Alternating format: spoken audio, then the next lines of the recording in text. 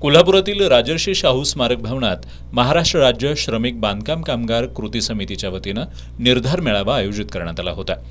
या मेळाव्यात बोलताना बांधकाम कामगारांच्या हक्कांसाठी लढा देणारे कृती समितीचे अध्यक्ष गुणवंत नागटिळे यांच्यासह अमोल कुंभार, तानाजी तावडे, संजय गुदगे, संजय धुमाळ यांचा विशेष सत्कार करण्यात आला।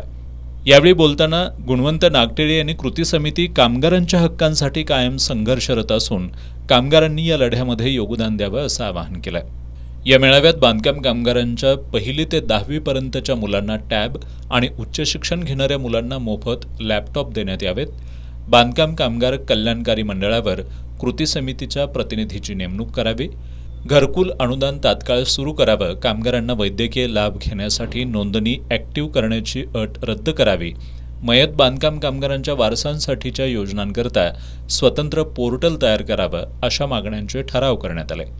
या मेळाव्याला कृती समितीचे पांडुरंग कांबळे, रज्जाक अत्तार, संदीप वराळे, अंकुश पाटील, अरविंद सुतार, वैभव प्रधान, प्रकाश पवार यांच्यासह जिल्ह्यातील विविध बांधकाम कामगार संघटनांचे पदाधिकारी आणि बांधकाम कामगार उपस्थित होते।